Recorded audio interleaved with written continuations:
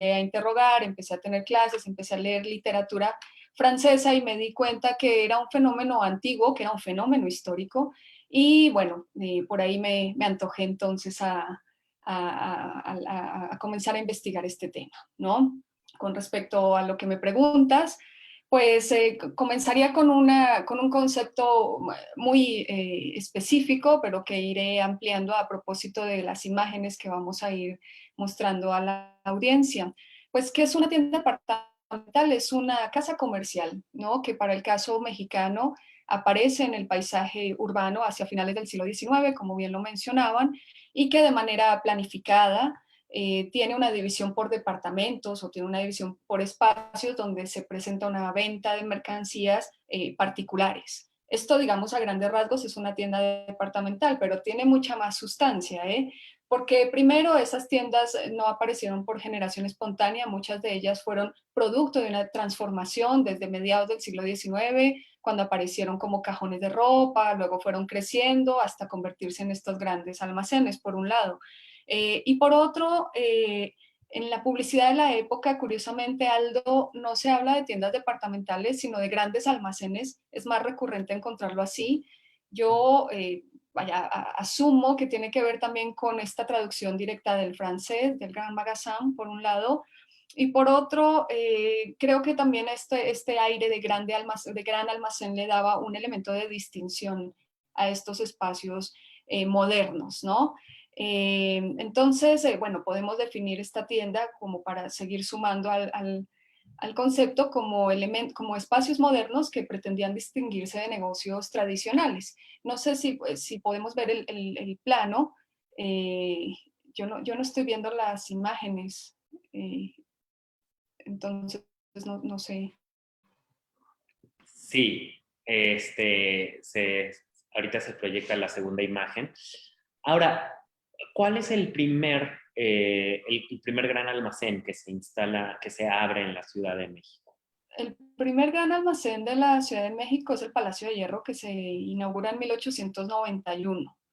Y a partir de allí se van, digamos, siguiendo una serie de tiendas, gracias, ya estoy viendo el plano, una serie de tiendas que van configurando unos rumbos de compras, digamos, relacionados con estos negocios modernos. Lo que ustedes pueden visualizar, este es un plano que recoge de alguna manera la publicidad de los diferentes almacenes y comercios de ropa, particularmente que existían en México entre 1891 y 1910, más o menos, es una especie de síntesis, y lo que se puede ver allí es que había una confluencia de muchos comercios, es decir, las tiendas departamentales convivieron con negocios, con comercios tradicionales. La particularidad o la característica que podemos ver allí es que estos cuadritos rojos que ustedes pueden ver son las tiendas departamentales, ¿no?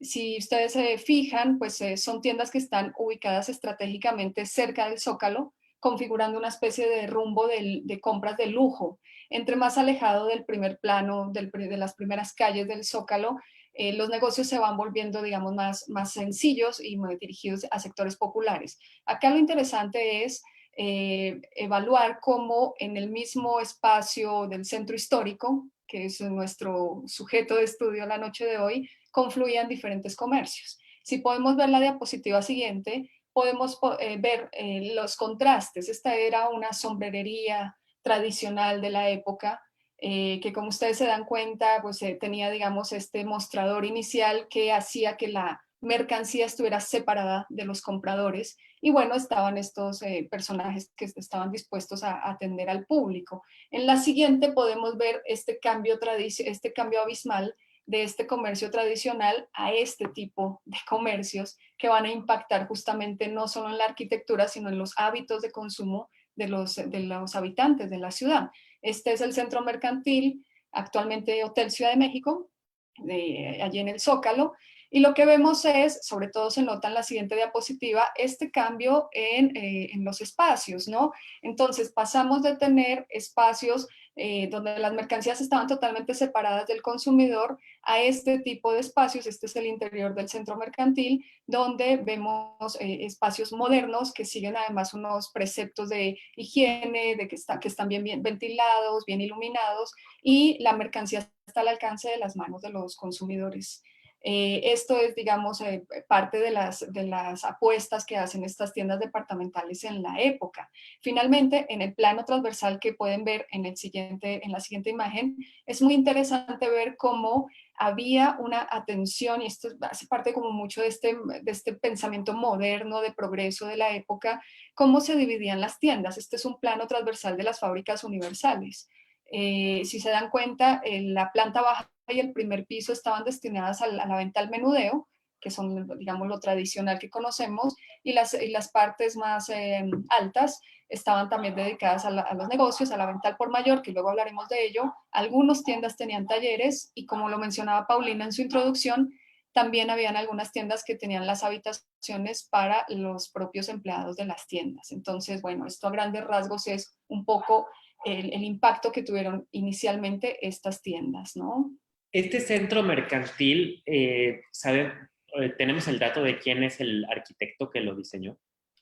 Los arquitectos, vaya, usualmente los arquitectos eran mexicanos, pero los planos se hacían en Francia, Ujú. ¿no?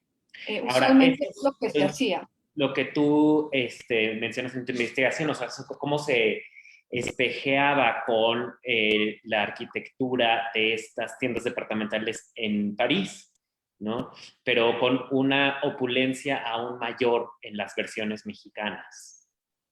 Sí, es muy interesante porque las primeras los primeros grandes almacenes en París aparecen hacia mediados del siglo XIX, hacia 1851, 53. De hecho, Émile Zola tiene una novela preciosa que se llama El paraíso de las damas, donde narra un poco cómo se cambia la cara de París cuando aparece Au Bon Marché, que es como la primera gran tienda, gran almacén en París.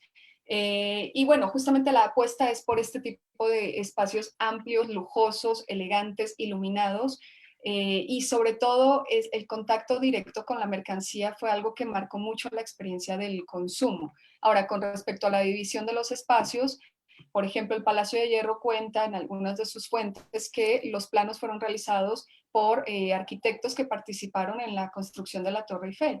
Entonces, vaya, sí hay una influencia muy marcada del estilo francés en los edificios que se fueron renovando en el caso de la Ciudad de México.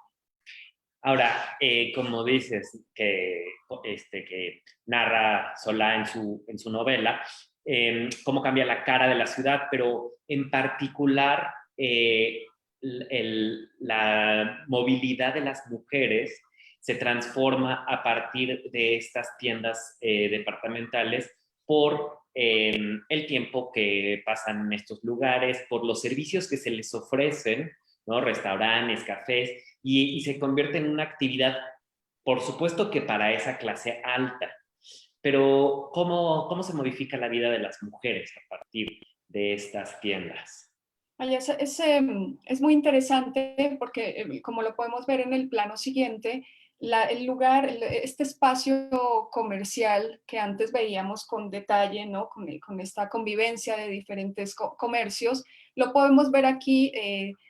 Las líneas rojas son la red de tranvías que existían hacia 1910 más o menos, y esos puntitos negros que se ven allí bien aglomerados, pues es justamente este espacio donde se ubicaban los comercios y particularmente las tiendas por departamento. Entonces, una primera conclusión que podemos sacar de esto es que eran espacios de la ciudad totalmente conectados a donde se podía llegar por medio del tranvía, ¿no? Esto para pensar en las mujeres que podían movilizarse por este medio, pero hay fuentes, yo encontré fuentes donde se encontraban mujeres que llegaban en sus carruajes y se quejaban, por ejemplo, de que, vaya, que la banqueta estaba mal hecha y entonces no podían desplazarse de manera cómoda entre su carruaje y la entrada de la tienda. Por supuesto, entonces nos da a entender que había la posibilidad de que estas mujeres fueran solas a las tiendas. También en algunas publicidades en que se encuentra en prensa de la época puede encontrarse evidencias de invitación de las mismas tiendas que hacían a estas damas a que fueran en compañía de sus amigas a hacer el recorrido. Aquí hay que tener algo muy presente y es que, como lo decía Benjamin, es un momento donde los espacios modernos permiten también la aparición de este sujeto que se conoce como el flaneur, ¿no? Que es este personaje que puede vagar por la ciudad, que puede recorrer, digamos, la ciudad. Y en este sentido, las tiendas departamentales se insertan un poco en ese discurso y quieren dialogar con ese momento, ¿no? En la siguiente diapositiva, también podemos encontrar, como bien lo mencionaba Aldo, que las tiendas mismas ofrecieron espacios cómodos para las mujeres. Ustedes están viendo el Palacio de Hierro, el departamento de perfumería. Esto debe ser hacia la primera década del siglo XX. Pues si se dan cuenta, hay una mujer sola haciendo las compras, ¿no? Entonces, son espacios que también se acondicionaron para la comodidad, digamos, de las mujeres. Y en la siguiente podemos encontrar una fotografía de los años 20, donde encontramos a una modista del Palacio de Hierro atendiendo a una de sus clientas. Entonces, lo que encontramos allí es, sí, una especie de espacios que permitieron, digamos, la comodidad de las mujeres. Esto no significa que las tiendas departamentales marcaron la movilidad de las mujeres, y más adelante vamos a hablar de eso, pero sí me parece que planteó pautas, ¿no?, de consumo dirigidas particularmente a las mujeres. Esto me parece clave. Y que la atención se vuelve mucho más personalizada Ujú. a la sombrerería, por ejemplo, que veíamos hace rato, ¿no? Claro, bueno, y en este caso, como se trata de compras de ropa, la ropa está hecha a medida, entonces además hay un contacto directo entre el género de la tela, el modelo, los modelos que casi siempre son importados de Europa, y la modista que va a hacer la magia, ¿no?, sobre el cuerpo de esta consumidora. Entonces, por supuesto que hay un diálogo muy directo con la cliente en este caso. Uh-huh. Y también comentarle a las personas que nos están viendo que un núcleo muy importante de la exposición del centro histórico está dedicada al comercio, y por eso estamos hablando de las tiendas departamentales. Esta exposición se centra en diferentes temas que son fundamentales para el centro histórico, y uno de ellos es el comercio, porque desde los tiempos, desde la época prehispánica hasta la actualidad, el centro histórico de la Ciudad de México es el lugar a donde acuden locales, es decir, gente, residentes de la Ciudad de México, pero también del interior de la República, a comprar todo tipo de productos, desde ropa, por supuesto, para ocasiones especiales,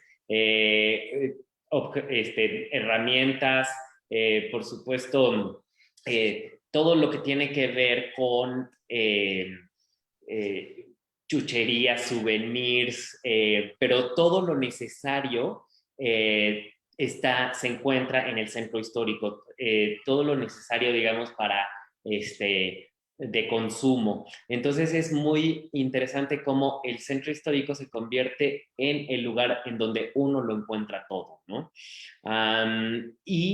Pero abonando a esto, se instalan las tiendas departamentales. Entonces es muy impresionante cómo está el comercio informal con el ambulantaje, está el comercio semi-informal, digamos, con los tianguis, los mercados, las plazas.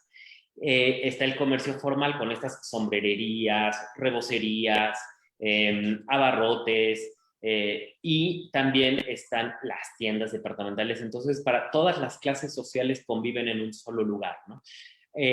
Ya durante el virreinato, bueno, pues habíamos tenido mercados como el Parián, que estaba donde ahora está el Zócalo, ¿no?, la Plaza de la Constitución. Por supuesto, en el siglo XX se instala los grandes mercados como el Abelardo L. Rodríguez, como la Merced, eh, como el Mercado de Sonora, entonces, bueno, resulta muy interesante cómo se conjuntan estos comercios para todas las clases sociales, cosa que no sucede en otras ciudades, ¿no? En otras ciudades, a lo mejor las tiendas de lujo están en un barrio y las tiendas populares están en otro, o los objetos de cierto tipo están en un lugar y la ropa está en otro. Entonces, aquí está reunido en un pequeño espacio que es sobre todo el primer cuadro del centro histórico, ¿no? Entonces, después de que se instala el centro mercantil, el Palacio de Hierro, aquí en la Ciudad de México, ¿es una moda que adoptan otras ciudades de la República Mexicana? Sí, bueno, yo diría más que moda que es un proceso simultáneo, ¿no? Por ejemplo, en la imagen siguiente creo que van a ver una fotografía de la ciudad de París. Esto es en Guadalajara. Eh, y la siguiente es una fotografía de Al Progreso, que es en Morelia. Es una fotografía también de inicios del siglo XX, de la primera década del siglo XX. Entonces, yo lo que pienso es que es una expansión en simultáneo, ¿no? Hay unas apuestas, digamos, por este asentamiento de comercios modernos en diferentes partes de del país, del Estado, y que tiene que ver también con, vaya, un cálculo también geopolítico, ¿no? De cuáles son las principales ciudades en donde circulan, donde podrían ser, digamos, donde podría haber potenciales consumidores y donde podría, digamos, cimentarse este tipo de comercios. En Puebla también, bueno, todo esto también tiene que ver con el asentamiento de los migrantes. Ya Paulina lo ha adelantado un poco, lo habla más adelante, pero a dónde llegan estos migrantes franceses, ¿no? ¿Dónde se instalan y qué redes se generan entre ellos? Entonces, por ejemplo, en Guadalajara, además de la ciudad de París, que es la que están viendo, también está París y Nueva York, creo que había otra que se llamaba la Ciudad de México, las fábricas de Francia, ¿no? Entonces, sí hubo diferentes tiendas que se instalaron en otras ciudades clave. Y hay otro elemento, Aldo, fíjate que en este plano que veíamos anterior, de las fábricas universales. De hecho, ahí atrás se Está, ven las fábricas de Francia. sí, ¿Ya fíjate, sí, viste? está colindando, exacto. También había una ruta de comercio, ¿no? De lujo, por comillas, en estas ciudades, en este caso en Guadalajara, donde se marcan algunas 3 o 4 tiendas. Y lo que iba a comentar además es, en el plano transversal que vimos antes de las fábricas universales, veíamos que había un piso para las ventas al por mayor. Y es que esa fue otra apuesta de las tiendas departamentales de la Ciudad de México. Y era mandar agentes viajeros a diferentes ciudades de la República para llevar los productos de las tiendas importados, que será, digamos, el gran gancho también de la época, a otros espacios de la República. Entonces, esa fue otra estrategia.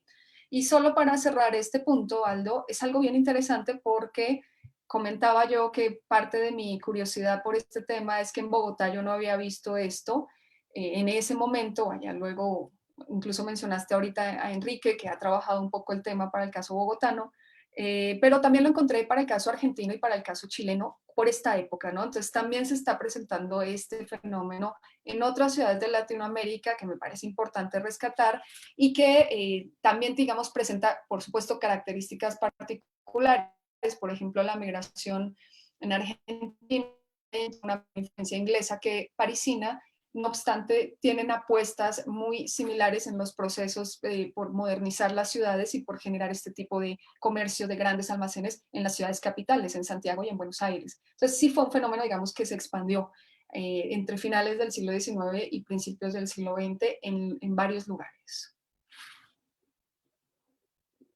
Ahora, me resulta muy intrigante también en este México de finales del siglo XIX, ¿cuál era el perfil de las personas que aspiraban a trabajar en estas tiendas o que estas tiendas buscaban en estos empleados? Ajá, vaya, vaya, te voy a confesar que esa es como la vena del gusto de mi investigación. Esa fue el punto más interesante y más apasionante que encontré. Mira, si pasamos a la siguiente imagen, por favor, solo para, esta es la que les decía que está en Morelia, que es Al Progreso, es de 1908, también para mencionar esos otros espacios. Y la siguiente, por favor, para señalar, como les decía, que fue de las partes más apasionantes que yo encontré en mi investigación y fue pues justamente encontrar a estos sujetos de las tiendas departamentales. Lo que yo puedo sintetizar aquí es que al menos había tres tipos de empleados en estas tiendas. Por supuesto, todo se matiza por el tamaño de la tienda, ¿no? Y demás, pero imaginémonos estas tiendas grandes, como están viendo, al puerto de Liverpool, el Palacio de Hierro, al puerto de Veracruz, que eran como de las más grandes en su época. Pues encontramos al menos tres tipos de empleados. Los dependientes de comercio, que son quienes estaban detrás del mostrador, los vendedores, están también los sastres y las modistas y las costureras. Entonces, si nos damos cuenta, encontramos en primer lugar un trabajo que implica, digamos, analizar las relaciones de género que se encontraban dentro de estas tiendas. En un primer momento, los dependientes de comercio, al menos durante la primera década del siglo XX, eran en su mayoría hombres. Eran hombres jóvenes, entre 18 y 30 años, de origen francés. Particularmente, o en su mayoría, venían de una región del sur de Francia que se llama Barcelonnette. Y por lo general eran reclutados incluso desde allá mismo o ya venían recomendados. Es decir, esto lo concluyo además porque en la revisión de prensa, en los avisos clasificados, jamás están solicitando estas tiendas vendedores. Lo que indica que, digamos, hay una colonia francesa y una red de solidaridad que permite, digamos, que estos empleos circulen entre ellos mismos. Y esto, por supuesto, tenía una apuesta por la distinción francesa, ¿no? Por todo este imaginario que encarna lo francés, la elegancia, el buen gusto, la moda, etcétera. Entonces, eran estos hombres los que estaban a cargo de la venta, eran la cara de las tiendas, el ejército del buen gusto, lo pongo yo por ahí en la tesis. Eh, pero además tenemos a otro sector, digamos, dentro de estos empleados que ocupan otro estatus, que son los sastres y las modistas, a quienes también, creo que en la siguiente diapositiva se puede apreciar eso, por favor, a quienes también podemos identificar con, bueno, aquí ven una fotografía fantástica de una tienda de Guadalajara donde vemos justamente a este ejército del buen gusto esperando a su clientela. Bueno, si quisiera extenderme en esto, perdón, tendría que hablar, por ejemplo, de cómo se vestían, ¿no? ¿Qué tenían que saber? Bueno, mínimo llegaban hablando francés, muchos de ellos no sabían hablar español, así que pasaban los 2 primeros años haciendo las labores, comillas, más ingratas de la tienda, ¿no? Limpiando, organizando la mercancía, aprendiendo de géneros de ropa, etcétera. Y más o menos hacia los 2 años ya podían hacerse allí detrás del mostrador. Muchas veces pedían que aprendieran, además del español y el francés, el inglés, pensando en esta idea cosmopolita de la tienda, ¿no? Y bueno, por supuesto tenían que aprender, saber escribir, sumar, etcétera, aprender luego a utilizar las tecnologías que fueron incorporándose, como las máquinas registradoras, y bueno, todas estas habilidades propias del vendedor. La ropa también era algo importante, pues tenían que transmitir elegancia, ¿no? Bueno, eso por un lado. La siguiente diapositiva nos muestra a este segundo grupo social que les decía, que son los sastres y las modistas, a quienes también se les aludía con mucha insistencia en su origen francés. Y esto pues también tiene que ver con esta idea de la distinción, ¿no? Y del buen gusto de los franceses. Entonces casi siempre el departamento de sastres, que estaba dirigido a hombres, y el departamento de modistas para las mujeres, pues estaba, digamos, encarnado por mujeres y hombres también franceses que conocían, digamos, de las últimas modas de París o de Europa, sabían de corte y confección y tenían este contacto directo con el público. Y finalmente tenemos un sector muy interesante que son las costureras. Y las costureras en su mayoría eran mexicanas. Por supuesto, están en otro, digamos, en otro contexto, en otro ámbito laboral. ¿Qué encontramos en las costureras? Pues primero no están en la propia tienda, no están en el gran almacén, no tienen contacto directo. Creo que la siguiente imagen nos muestra una fotografía bastante bonita de ellas en el taller. Si no estoy mal, este es un taller de costura del Palacio de Hierro, hacia los años 20. Entonces son costureras mexicanas que no tienen contacto directo con el público. En las primeras finales del 19 y principios del 20 no propiamente estaban en el taller, a muchas se les pagaba por destajo, a muchas de ellas no tenían máquina de coser, se les alquilaba, etcétera. Bueno, quizá más adelante voy a tocar algo sobre estas condiciones laborales de las costureras, Pero aquí lo que me interesaba era enmarcar cómo en este universo, Aldo, de empleados, pues tenemos hombres y mujeres y tenemos franceses y mexicanos. Y todo eso va marcando una cotidianidad y va marcando también unas relaciones de género y pues de nacionalidades, ¿no? Entonces, es muy compleja la vida dentro de la tienda. Imagínate tú, además, la vida de estos empleados que vivían allí mismo en la tienda, ¿no? Habían reglamentos, a qué hora podían salir, a qué hora podían entrar. Yo me encontré una carta de uno de ellos, de las fábricas de Francia en Ciudad de México, León Martin, que está publicada en un libro sobre Barcelonet, donde él menciona que no tiene tiempo para conocer la Ciudad de México, que lleva no sé cuántos años, cuántos meses en la ciudad y que apenas tiene tiempo para salir quizá un domingo en la tarde a recorrer el Zócalo, porque el resto del tiempo, desde las 8 de la mañana hasta las 10 de la noche, está en la tienda, ¿no? Entonces, bueno, estos son como algunos de los elementos eh, que me gustaría señalar al respecto de estos empleados que confluían en la tienda departamental. Wow, pues es como personaje de novela también. Además, tenemos que pensar que muchos de estas costureras y muchos de estos empleados pues venían del campo también, ¿no? O venían de provincia. Y bueno, es interesante también cómo se hace presente estos tiendas departamentales en el cine mexicano. Eh, si uno piensa, por ejemplo, en El Ceniciento, esa gran película de Gilberto Martínez Solares que Elisa Lozano me hizo el gran favor de presentarme y que donde Tintán, que es un indígena llegado a la ciudad, va a una tienda departamental porque adquiere dinero y se va a vestir de Catrín.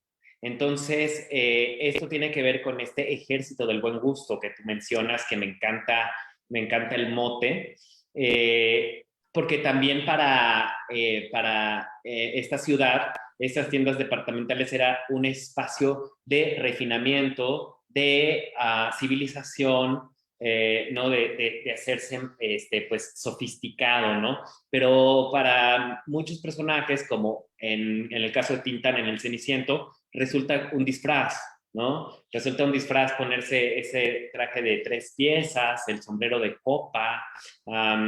Entonces, esa moda que acentúa aún más estas clases sociales y estos grupos sociales entre lo urbano y lo rural, que, bueno, pues conviven tanto en esta ciudad de México, sobre todo a principios del siglo, desde principios del siglo XX. Y luego, bueno, pues también personajes como la India María. Entonces, este contraste, ¿no? Entre pobres y ricos, indígenas y citadinos, es muy interesante, ¿no? Ahora, tú, después de todos estos años de estar estudiando estas tiendas, ¿a qué le atribuyes el éxito continuo y vigente de tiendas como el Palacio de Hierro, por ejemplo, cuando podría haberse desvanecido a lo largo de estos años? Ok, bueno, antes un elemento bien interesante que mencionaste, Aldo, sobre este contraste rural-urbano, que me gustaría señalar porque fue de esos elementos dentro de la investigación que me parecieron, que llamaron mucho mi atención, y es, por ejemplo, que estos hombres jóvenes barceloneses que ustedes vieron en las fotos tan elegantes, pues venían de esta región que usualmente bueno, para la época se dedicaba económicamente sobre todo a la agricultura y al pastoreo. Entonces, no era propiamente personas que vinieran de grandes ciudades. De hecho, muchos de ellos en sus relatos de viaje narran que en su viaje hasta el puerto de Veracruz y luego a Ciudad de México, es cuando conocen París, ¿no? O sea, es parte de su travesía para llegar a la Ciudad de México, pero no vivían propiamente en París. No obstante, en este juego de imaginarios y de circulación de ideas entre Barcelonet al puerto de San Nazaire, pasando por París, luego llegando a Ciudad de México, se convertían en este halo de buen gusto de francés, ¿no? Entonces, esto es algo bien, bien interesante por señalar que quería apuntar. Con respecto a lo que me preguntas, y podemos ver si quieres las siguientes imágenes, que son un buen compilado de fotografías a propósito del Palacio de Hierro, pues bueno, primero, yo creo que hubo muchas de estas tiendas que incluso sobrevivieron o duraron hasta mediados del siglo XX, ¿no? El puerto de Veracruz estuvo hasta los años 80, la Francia Marítima hasta los años 70, las fábricas universales también, igual que el centro mercantil también hasta mediados del siglo XX. Entonces, digamos que en una burda generalización podemos decir que todas de alguna manera sí sobrevivieron un buen tiempo, ¿no? En el paisaje comercial urbano de la Ciudad de México. Ahora yo, por ejemplo, hago énfasis en mi investigación sobre todo hasta una primera etapa de esta ciudad, de estas tiendas departamentales, que es 1915, que es, bueno, justamente el desarrollo de la Revolución Mexicana, y atribuyo como parte de ese éxito que tú mencionas, de esta supervivencia del Palacio de Hierro, pues la capacidad de adaptación que tuvo, ¿no? En ese contexto particular, supo hacer una buena lectura del contexto por el que se atravesaba, ¿no? Y supo adaptarse comercialmente a lo que se requería, perdón, en ese momento. Entonces, por ejemplo, ustedes saben que la economía del país estaba muy desequilibrada, que era muy débil y que se estaban produciendo billetes de una u otras facciones. Entonces, lo que hicieron estas tiendas, y particularmente el Palacio, fue dejar de recibir dinero y emitir sus propios bonos, ¿no? De esta manera, digamos, se cubrían estratégicamente para no perder dinero, ¿no? De algunos billetes que dejaban de ser vigentes en uno u otro momento y de manera muy rápida. Por otro lado, también la publicidad da cuenta de la manera en que fueron leyendo el contexto y adaptándose también, ¿no? A estos espacios y también sobreviviendo en momentos de crisis. Por ejemplo, en esta época, cuando ya empieza a sentirse el impacto de la Revolución Mexicana en la ciudad, pues muchas familias acomodadas se van. Y entonces, ¿cuáles son los clientes que le quedan a estas tiendas? Pues sectores, digamos, más, sectores intermedios, y entonces empiezan a aparecer estrategias publicitarias que antes yo no había visto. Por ejemplo, una del puerto de Veracruz que me parece muy curiosa, Aldo, era el señor Signoret, que era el socio mayoritario del puerto de Veracruz, solicita al ayuntamiento permiso para que dos payasos, junto con una mula disfrazada, paseen por las calles del centro histórico repartiendo volantes para promocionar el negocio. Esto evidentemente no está dirigido a las clases acomodadas de la ciudad, ¿no? Entonces, estas son estrategias que empezaron a utilizar las tiendas para sobrevivir. Y por último, a propósito de esta lectura de contexto, pues muchas de las tiendas, se denota en la publicidad también de la prensa, empezaron a vender uniformes o botas militares, por ejemplo, ¿no? Entonces, pues también amplió su rango de mercancía a propósito de lo que se estaba requiriendo, digamos, en el contexto. Esto me parece que tiene que ver. Por otro lado, también después de cierta época, hacia mediados del siglo XX, de acuerdo a las condiciones de industrialización de la ciudad, que fue, bueno, fue un fenómeno de América Latina, pues también se presentó un momento de expansión de estas tiendas, ¿no? Entonces ya se fueron, está la Palacio de Hierro Durango, que fue hacia los años 50, ¿no? Está en los años 80 esta inserción, esta especie de mezcla que se hace entre plaza comercial y tienda departamental, que es Palacio de Hierro en Perisur, o en Coyoacán, ¿no? En la Plaza Coyoacán, eso fue hacia los años 80, o hacia los años 90, pues la Palacio de Hierro Satélite o Polanco. Entonces, si te das cuenta también, hay estrategias de expansión que les permite estar ubicados en diferentes partes de la ciudad, siempre estar presentes y, por supuesto, llegar a diferentes públicos. Y lo podemos ver en las imágenes, si quieren, las pasamos porque son un buen compilado de imágenes y vamos comentándolas si quieres, Es Aldo. que es una gran, gran ilustración, Ajá. ¿no? Es interesante como la idea también es que la escena, pues, te remonte a París más que a 20 de noviembre, ¿no? Claro.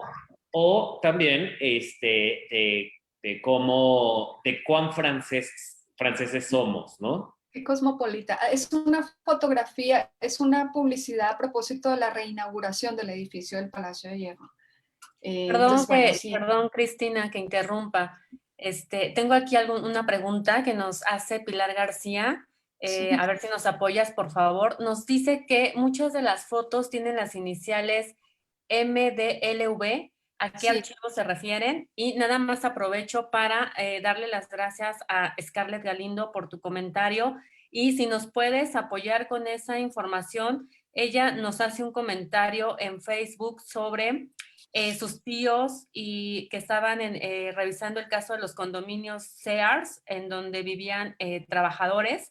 Entonces, si en algún momento, Scarlett, también nos acercas con ese dato que tú tienes, sería importantísimo. Y pues bueno, voy dejando aquí las preguntas. Hasta ahorita son estas. Seguro más adelante tendremos más. Y por ahí vi una mano levantada. Les pido, por favor, si tienen preguntas, me las escriban a la doctora y a nuestro curador. Mil gracias. ok. Vaya, este MDLB es el crédito que le doy a las fotografías que de manera muy bondadosa el Museo de la Vallée en Barcelonet me cedió gracias a su curadora, a la directora del museo, que es Ellen Oms. Cuando hice mi estancia de investigación pude conocer Barcelonet, encontrar estos vínculos tan importantes que hay entre Barcelonet y México. Y bueno, estas fotografías que tienen estas iniciales son porque fueron cedidas o compartidas por el Museo de la Vallée en Barcelonet. Es por eso. Gracias. Sí. Si quieren, podemos, Aldo, seguir La viendo siguiente imágenes, imagen por favor, porque son varias. Estas son las que ustedes tienen expuestas en es su... del Museo del Objeto. Ajá. Ve nomás. Sí, bueno, que vemos justamente estos espacios de modernización. Este es el incendio del Palacio de Hierro que se dio en abril de 1914. Apenas habían reinaugurado el edificio y luego pasó esto, ¿no? En un momento muy crítico a propósito de cómo había sobrevivido el palacio, también por eso la elegí, pues porque tiene que ver con un momento donde acaban de invertir en una reinauguración de la arquitectura, se incendia, pero además estamos en plena Revolución Mexicana, hay impactos económicos en la ciudad y entonces, bueno, ocurre esto, ¿no? Se las ingenian, por ejemplo, lo que empiezan a hacer es instalar carrozas que van a llevar a sus clientes a un edificio anexo que quedaba en 5 de febrero, en la calle 5 de febrero, para que allí puedan hacer las compras. Mientras tanto, ¿no? Ese es el tipo de estrategia que utilizó el palacio para no quebrar, digamos. La siguiente podemos son objetos de recordación, qué bonito. Recuerdo la inauguración de 1911, justamente, la reinauguración. Yo he encontrado, por ejemplo, cubiertos, eh, eh, calendarios, ¿no? Hay un montón de elementos, objetos de recordación de los almacenes. Uh-huh. Sí, ve qué bonita libreta esta. Qué maravilla. Sí, aquí de nuevo vemos el edificio posteriormente. Este es más reciente. Bueno, tiene que ver justamente con este juego que mencionábamos, Aldo, ¿no? A propósito de crisis y supervivencia. Bueno, eso también, esas huellas también se pueden ver en la arquitectura de estas tiendas, ¿no? Cómo van renovándose y van adaptándose y dándole nuevas caras a la ciudad. La siguiente, si quieren, podemos verla. Creo que hay más al respecto. Bueno, esta más bien tiene que ver con, vaya, con esta idea de esta ciudad que está en este proyecto modernizador, ¿no? En esta idea de crecimiento y de renovación de espacios para volverla más cosmopolita y ponerla a dialogar tete a tete con París, Nueva York, Londres, que era como la pretensión de Porfirio Díaz. Uh-huh. Y eso es importante que mencionemos, ¿no?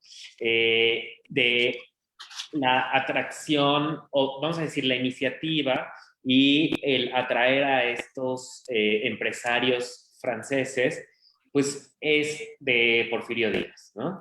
O sea, es definitivamente parte del proyecto de modernización y de afrancesamiento de esta ciudad que logró en buena medida. Entonces, ¿qué has descubierto tú en esta investigación acerca de cómo cómo fue esta invitación, cómo atrajo a estos inversionistas, a estos empresarios a aventurarse en esta empresa de abrir una tienda departamental en el centro histórico de la Ciudad de México.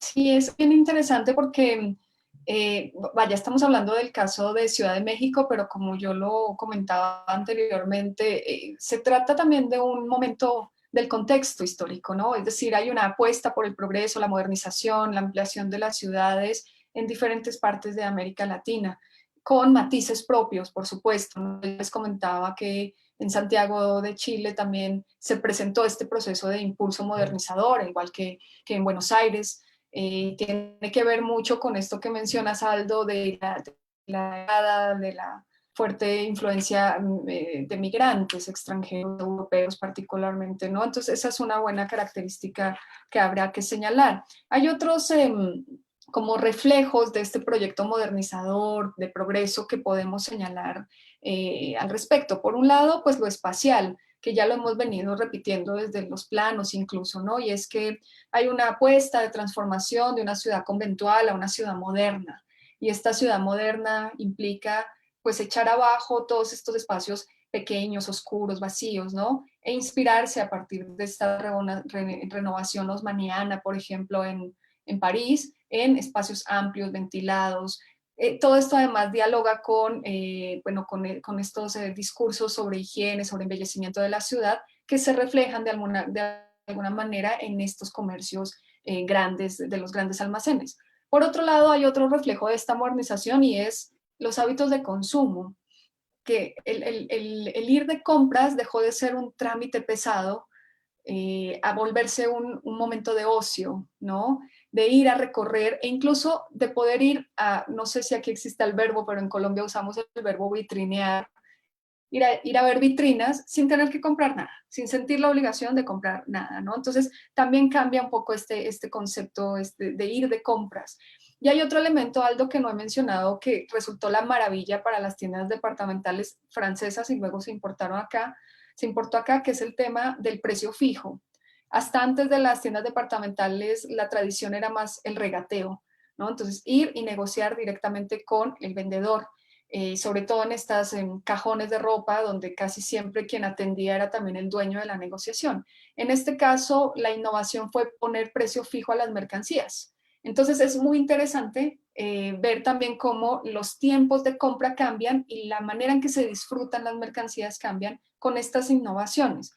Otro elemento clave es la publicidad. Y si quieren, creo que podemos pasar a la otra imagen para también ir contextualizando. La Creo que Liz publicidad. tiene una pregunta de Sí. el público. Perdón, Ok. Cristina, otra vez interrumpiendo. No, No no, sé si podemos regresar a la fotografía anterior. Nos preguntan por Facebook que este edificio actualmente, ¿cuál sería? Si tenemos el dato. bueno, sin duda alguna es el centro histórico, pero no tendría la ubicación exacta en este momento.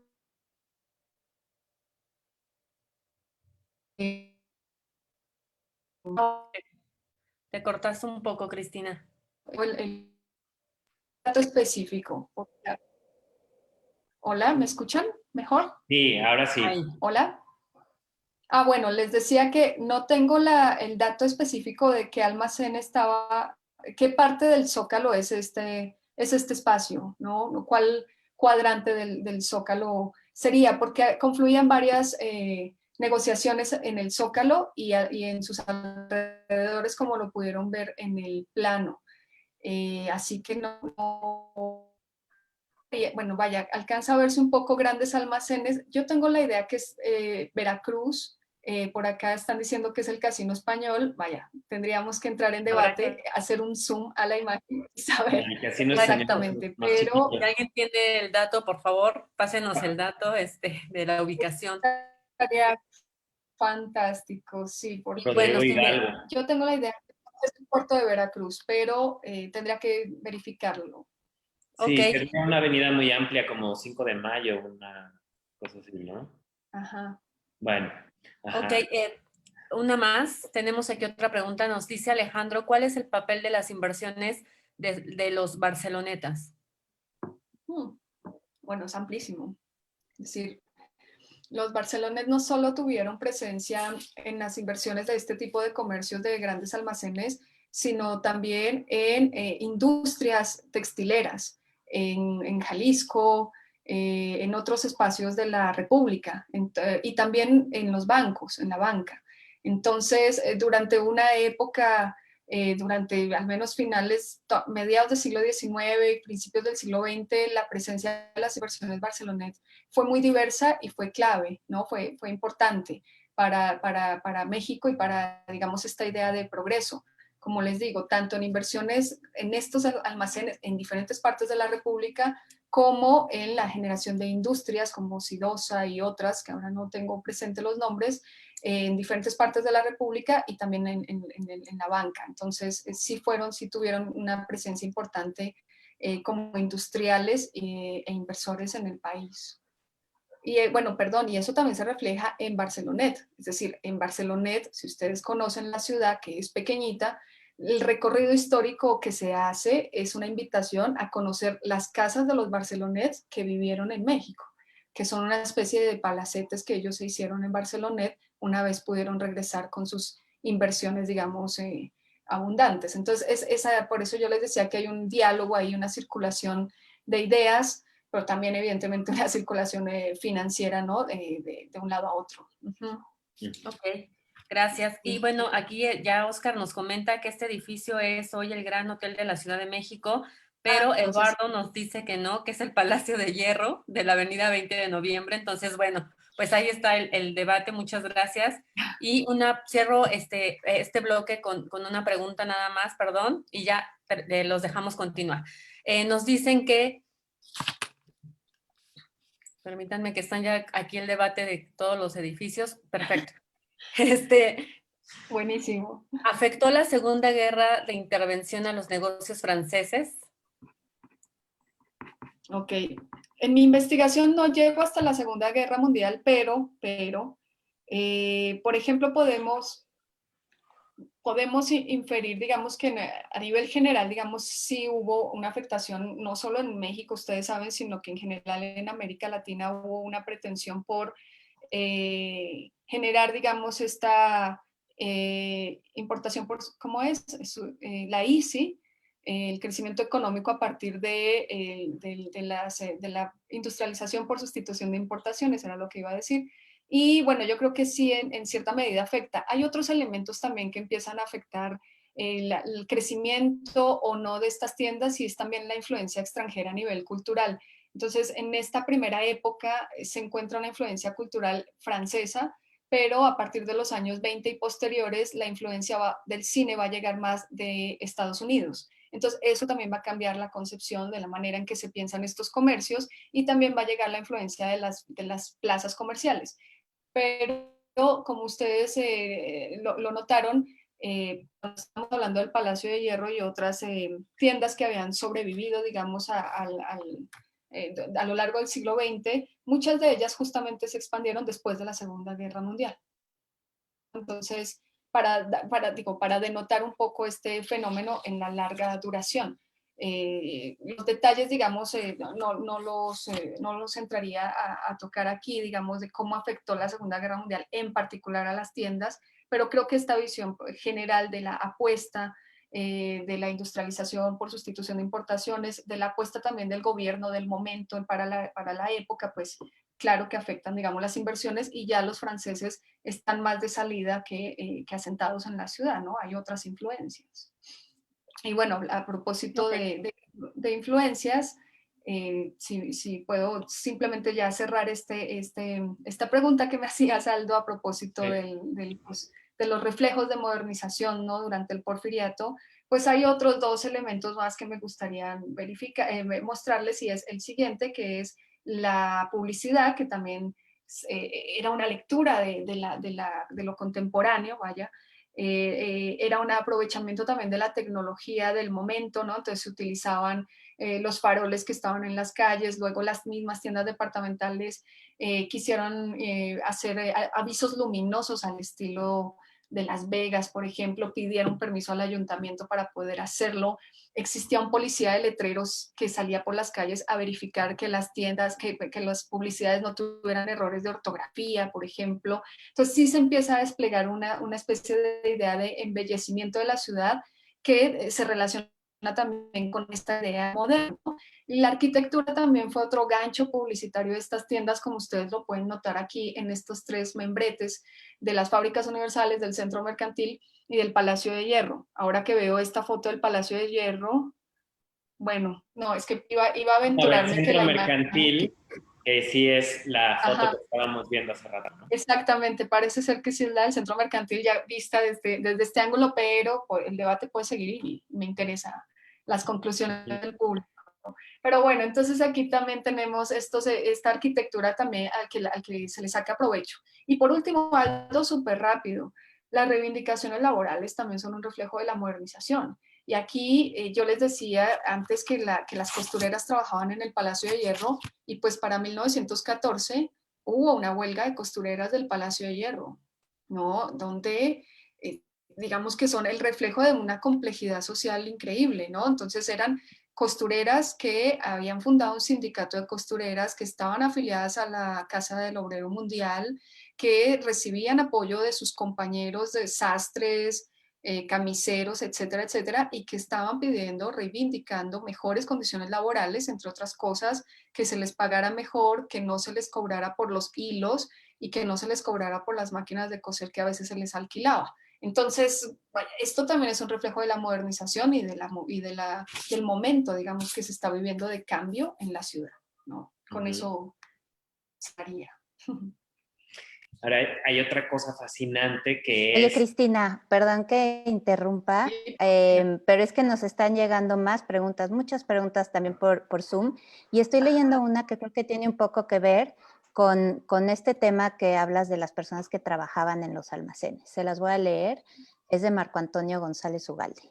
Dice, buenas noches, primero que nada felicitarlos por la interesantísima charla, y por otro lado, con respecto a un corte perspectivado que presentaron, parece que del edificio de las fábricas universales me llamó la atención los diferentes espacios. Creo que fue uno del principio que se veía como el corte de todos los pisos diferentes, porque en la parte superior había unos espacios que se referían a las habitaciones. ¿Quiénes habitaban esos espacios? ¿Nos puedes platicar un poquito más sobre eso? Sé que lo mencionaste hace ratito, pero es súper interesante.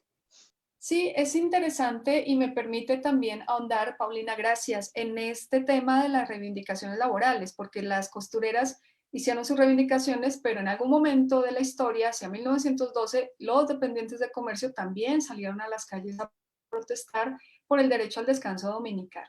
Entonces, para responder a la pregunta, ¿quiénes vivían en esas habitaciones? Los espacios, las tiendas más grandes, como el Palacio de Hierro, o las fábricas universales, que fue el plano transversal que ustedes observaron, tenían habitaciones en las partes superiores para los empleados de las tiendas. Conozco para el caso del Palacio de Hierro que se les pedía vivir en la propia tienda o informar en el propio contrato la dirección de donde iba a residir este empleado. Por supuesto, si eres un migrante recién llegado, que no manejas la lengua, etcétera, pues conviene mucho, ¿no? Permanecer dentro, bueno, en este hospedaje, digamos, que de alguna manera se ofrecía en la tienda. Hay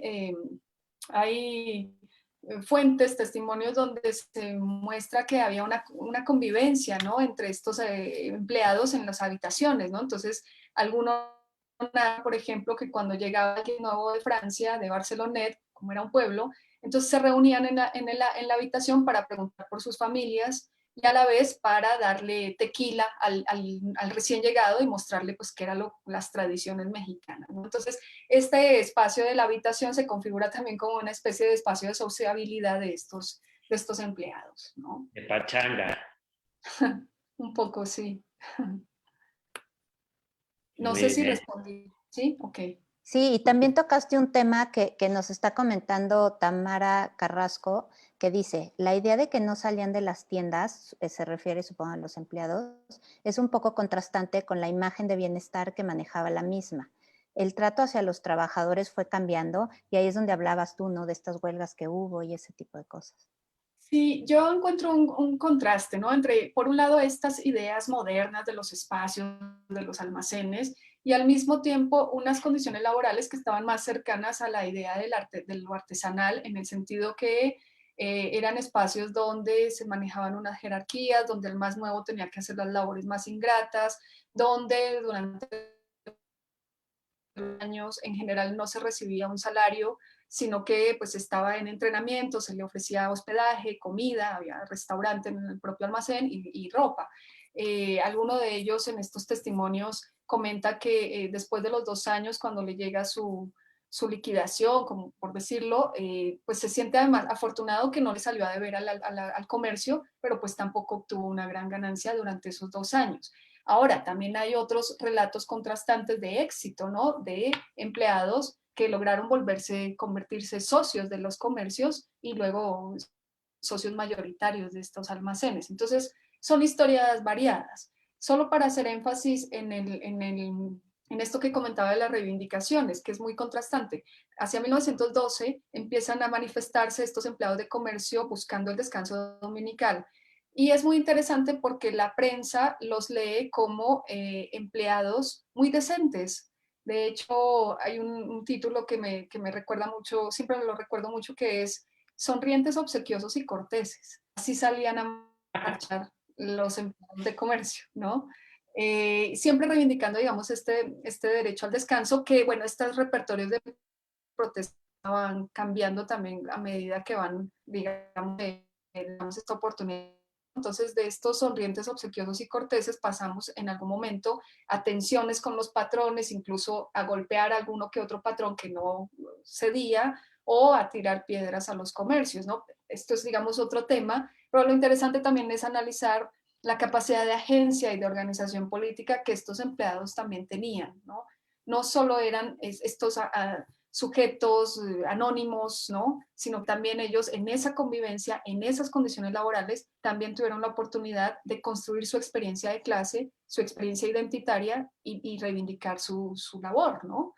Diferenciándose de los obreros, etcétera. Entonces, bueno, señalar un mundo complejísimo, ¿no? Y bueno, por supuesto que no podemos abordarlo a no ser que quieran quedarse hasta medianoche aquí conversando. Nada más rapidísimo, porque me parece importante, acerca del Palacio de Hierro, es fundada por Jacques Arnaud y luego cambia de dueño por los Bayeres. ¿Cómo sucede esa transición? ¿En qué Bueno, década?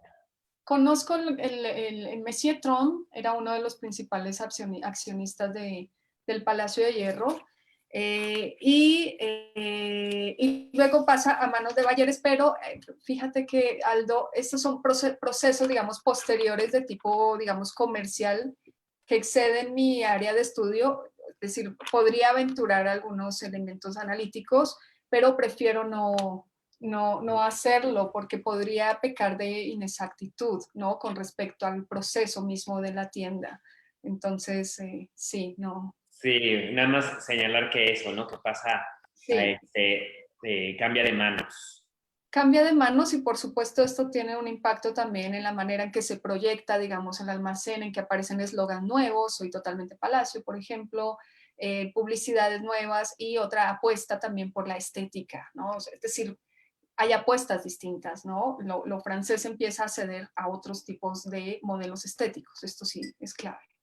Y en ese sentido, qué tan, estamos hablando de estas tiendas departamentales de finales del 19, principios del 20, qué tan innovadora, atrevida o conservadora era la moda que se ofrecía, sobre todo para las mujeres?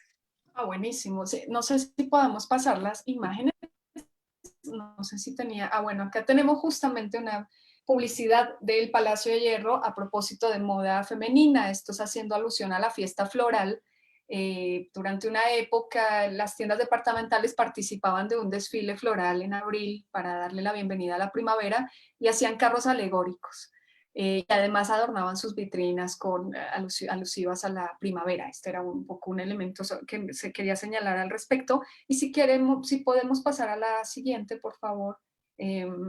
Cuando me preguntas sobre moda, es bien complejo, Aldo, porque si era atrevida o no depende desde dónde lo estemos analizando. Si lo vemos desde hoy, pues diríamos no es nada atrevida la moda de finales del siglo XIX, pero la lectura que se hacía del contexto, podemos encontrar, por ejemplo, periódicos católicos donde censuraban a las damas que estaban comprando los modelitos de las tiendas departamentales porque estaban mostrando mucho el cuello o mucho los hombros, ¿no? Y se atrevían a ir a la iglesia con estas modas, ¿no? Entonces equiparaban un poco la moda con el demonio.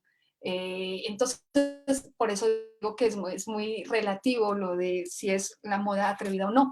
Pero bien, lo que es muy interesante, Aldo, es pensar la moda como un sistema en un primer momento, ¿no? Y la moda como un sistema quiere decir que la moda está atravesada por diferentes procesos económicos, cómo circula, ¿no? La moda, qué tipo de materiales circulan, cómo van cambiando sus materiales, importaciones y exportaciones, ¿no? Pero por otro lado también imaginarios de la época, de género y etarios. Entonces son muchos elementos los que se conjugan con la moda. Para la época, para finales del siglo XIX, así como en la actualidad nosotros sabemos las tallas que usamos en nuestra ropa, pues en la época lo que era más usual era saber nuestras medidas, ¿no? Era saber las medidas porque no se hacía ropa, digamos, prêt-à-porter, sino que era más bien ropa hecha a medida, ¿no?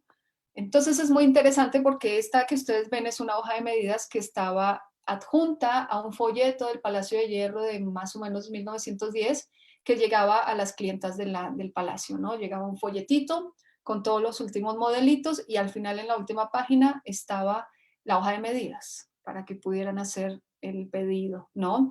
Lo que sigue, no sé si puedan pasar al siguiente, tiene que ver también con este análisis sobre la moda que recae sobre todo en las mujeres y quise rescatar esta caricatura porque así a grandes rasgos lo que podemos ver es que el hombre permanece casi siempre igual vestido, ¿no? Pero su acompañante mujer es la que cambia. Aquí particularmente se está haciendo alusión a los sombreros y solo abro un paréntesis para mencionarles que en alguna ocasión me encontré con análisis psicológicos del sombrero, ¿no? La psicología del sombrero, qué significaba para una dama o qué proyectaba una dama si usaba un sombrero muy grande, muy pequeño, muy floral, si usaba verdes, si usaba amarillos, es decir, todo un análisis psicológico a propósito del sombrero. Pero aquí lo que me interesa ver es también cómo hay un estereotipo de que la moda es femenina, ¿no? Hay una feminización de la moda. Y esto pues también tiene, digamos, una fuerte influencia no solamente en la construcción de los imaginarios estéticos de la moda, sino del cuerpo mismo de la mujer. En la siguiente imagen, creo que ya la podemos ver, pues podemos encontrar justamente los modelitos que estaban de moda en 1891, por ejemplo, que es cuando se inaugura el Palacio de Hierro. Entonces podemos ver que son espaldas, una especie de figura de reloj, ¿no? Donde se hace mucho énfasis en un estrechamiento de la cintura, hombros amplios y la falda que compensa también el ancho de la cintura. Hacia 1910, que es el final del periodo que yo estudio, 1915, podemos pasar a la siguiente imagen, podemos ver que la ropa moldea otro tipo de cuerpo, que es el que está de moda, la silueta de estatua, ¿no? Entonces, si se dan cuenta, la ropa también moldea el cuerpo femenino y también moldea la mirada sobre ese cuerpo estético, ¿no? Y solo por señalar que no solo recaía en las mujeres el tema, podemos ver la siguiente imagen donde encontramos unas expresiones de caricatura bien interesantes. Al lado izquierdo tenemos una caricatura que hace alusión a una moda que surgió hacia 1909, primera década del 20, que en Francia se le llamó como las amarradas. Era un vestido muy estrecho en la parte inferior, como ustedes lo pueden notar, y generó muchas burlas en las crónicas de la prensa de la época porque pues estas damas no podían subir ni siquiera a la banqueta y mucho menos a los carruajes, ¿no? Entonces acá se refería que solo de esta manera podía circular una mujer si decidiera usar este vestido de las amarradas. Por otro lado, tenemos un estereotipo masculino porque los hombres también consumían moda. Y en este caso, pues tenemos al famoso lagartijo, pero también en la época estaba el famoso gomoso, que eran estereotipos aquí tengo que mencionar que eran calificativos peyorativos de los hombres que estaban atentos a ciertas modas, ¿no? El gomoso en particular usaba corsé, por ejemplo, y se le denominaba gomoso por la cantidad de goma que usaba en su cabello.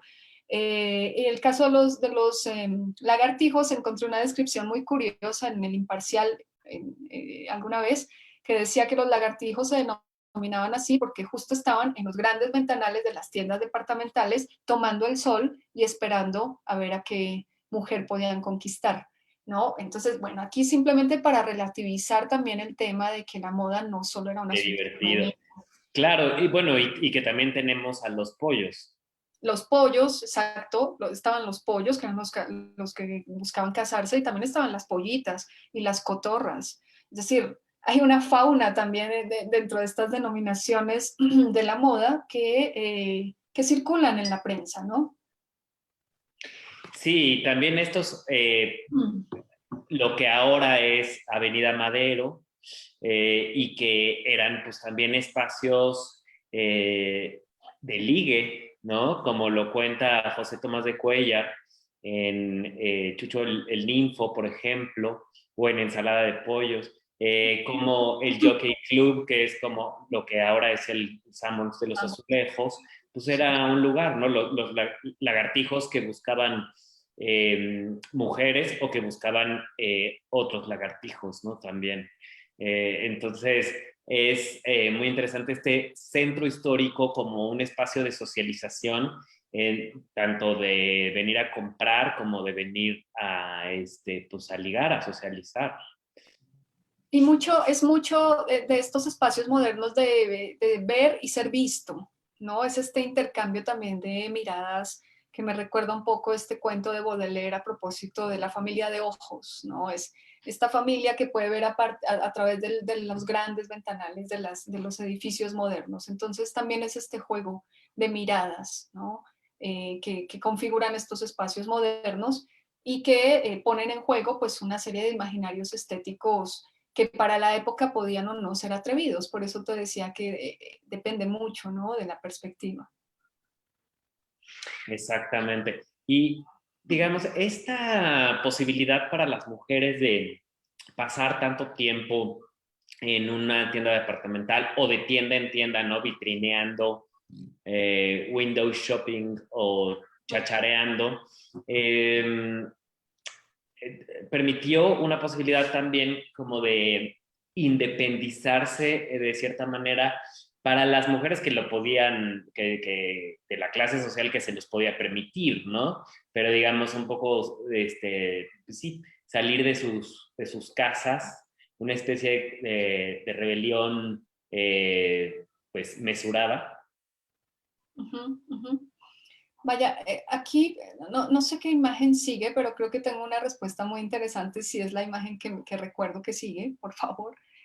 Y es, bueno, que tiene que ver con el lugar de la mujer en esta época, ¿no? Entonces tú mencionabas justamente esta especie de rebelarse de las mujeres acomodadas que podían de alguna manera ganar cierta independencia, ¿no? De la vigilancia masculina. Esto es muy relativo porque en las calles, porque en las tiendas había miradas masculinas, ¿no? En este juego que yo les decía hace un poco sobre el ver y ser visto. Pero creo que hay otros elementos que pueden complejizar esto que mencionas, Aldo. Por un lado es la mujer de clase media.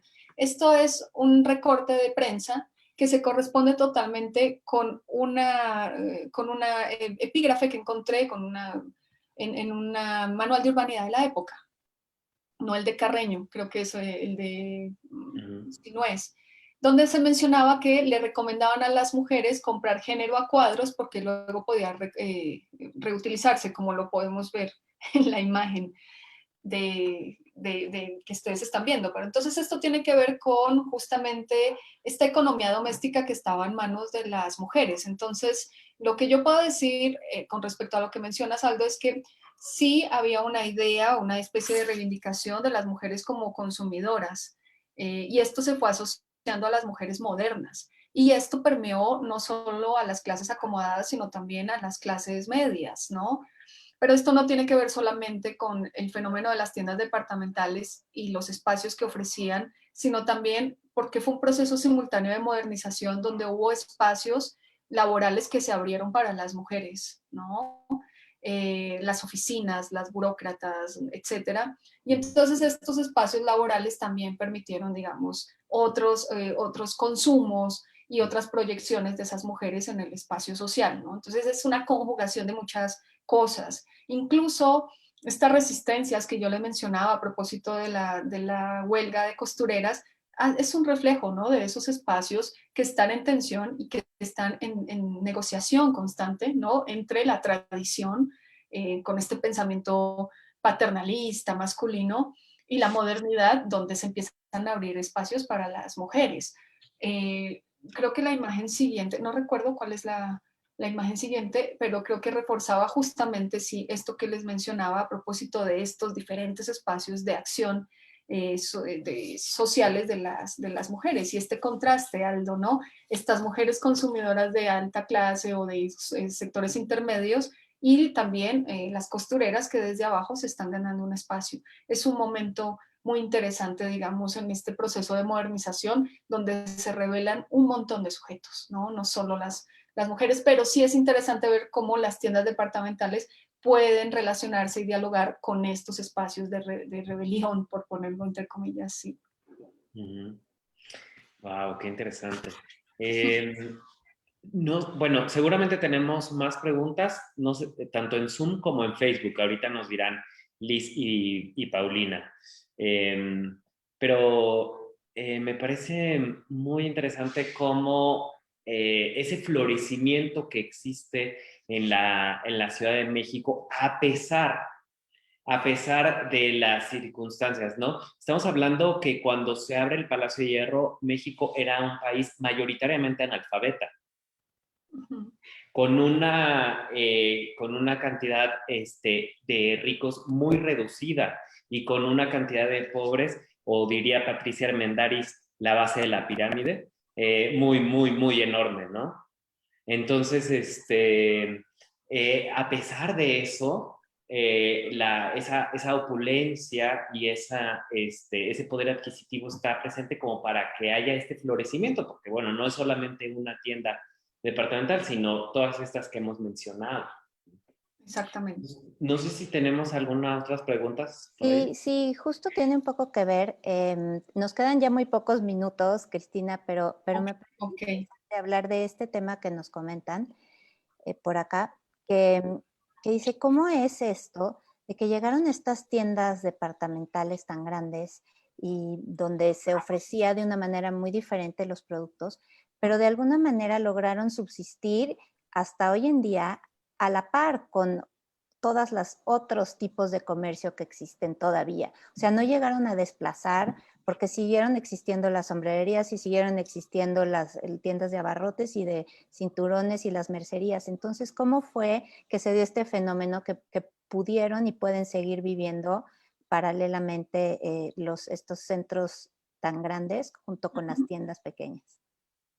Qué buena que me preguntes eso, Paulina. Bueno, quien lo preguntó porque me hace pensar justamente en una primera idea que tuve cuando yo empecé esta investigación, y es que, como yo les comentaba, venía muy impregnada de la lectura de Solá, que nos cuenta sobre este Bon Marché en París, y donde nos va contando cómo evidentemente cada vez que aparecía una tienda nueva era la destrucción, significaba la destrucción para todas las tienditas de al lado, ¿no? De hecho, es un poco esa narración, ¿no?, constante de cómo van fracasando y cayendo en bancarrota estas tiendas. Cuando yo empecé a investigar la Ciudad de México, yo me imaginé una realidad similar, ¿no? Ingenuidad.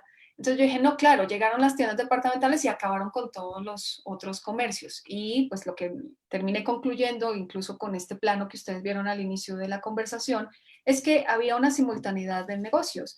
¿A qué le atribuyo ya esa simultaneidad? Pues porque los negocios están, entre otras cosas, dirigidos a diferentes sectores sociales, ¿no?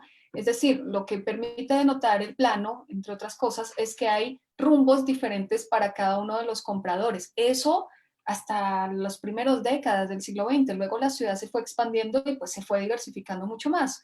Pero Aldo lo comentaba al principio, en un momento de la historia de la ciudad si alguien quería comprar algo, tenía que ir a la ciudad, al centro histórico, ¿no? Tenía que ir, si necesitaba ir a la trapalería, a la farmacia, a la papelería, etcétera, tenía que ir al centro histórico. Y en ese sentido, pues la variedad de productos también se corresponde con los diferentes sectores sociales que confluían en ese mismo espacio, ¿no? Entonces, la sombrerería más humilde, como la que vimos al principio, pues estaba dirigida a un sector de obrero o trabajador distinto al consumidor de sombreros en el Palacio de Hierro. Creo que esa es una de las razones por las cuales se puede hablar de simultaneidad y no desaparición plena, aunque sí cambió el panorama comercial con la aparición de las tiendas. Padrísimo. Muy bien, pues muchas gracias. Aldo, no sé si tengas tú algunos comentarios para cerrar, nos quedan solo como 2 minutos. Y antes de pasar a eso, yo nada más quiero agradecerles a ustedes, agradecer a todas las personas que se conectaron y decirles que esta es la primera de varias de estas charlas que vamos a tener con el curador acerca de muchos de los temas que se abordan en la exposición Centro Histórico Corazón de México que se encuentra ahorita en el Modo. Entonces estén pendientes de nuestras redes sociales y de nuestros comunicados porque les vamos a estar avisando cuál va a ser la siguiente exposición y la siguiente charla. Y muchas gracias Cristina y Aldo y no sé si tienen algún comentario, algo Cristina que te gustaría decir que no hayas dicho o tú Aldo. Bueno, solamente que este es un gran ejemplo, ¿no? Esta fascinante investigación que hace Cristina de cómo estos temas como las tiendas departamentales cruzan tiene tantas aristas, cubre política, economía, sociedad, cultura, arquitectura, por supuesto, y eso es lo que tratamos de hacer en esta exposición del Centro Histórico de la Ciudad de México, de cómo el Centro Histórico concentra absolutamente todas las disciplinas, convergen todas las segmentos de la población. Es un centro donde todos tenemos algún recuerdo, ¿no? De donde todos tenemos algún recuerdo y las tiendas departamentales no son la excepción. Todos recordamos visitar de niños, pues estas tiendas, ¿no? Liverpool, Palacio, etcétera, ¿no? Entonces, bueno, agradecer mucho a Cristina por esta investigación que ha hecho, por compartirla con nosotros y por regalarnos este tiempo para presentarnos este tema que podríamos estar pasar hablando mucho más, ¿no? Sí, bueno, no, muchas gracias a ustedes, a Aldo, Paulina, por la invitación. Sin duda, la exposición es muy pertinente, ¿no? Para entablar esos diálogos entre la historia, la memoria colectiva, nuestras propias experiencias, ¿no? Sobre estos espacios. Y bueno, para mí fue un placer compartir este espacio, recibir sus preguntas, etcétera, y por supuesto inaugurar este espacio, ¿no? De conversaciones y de charlas al respecto de la exposición. Muchas gracias. Muchas gracias, gracias Paulina, gracias Liz, gracias Toño, y los esperamos en el Museo del Objeto y en las próximas conversaciones que vamos a tener ya se irán enterando, pero con temas que tienen que ver con arquitectura, con patrimonio, con el espectáculo, con la vida nocturna del centro histórico, con las vecindades, por supuesto, con la fundación, y todo lo que tiene que ver con el centro histórico. Muchas gracias. Buenas noches. Gracias.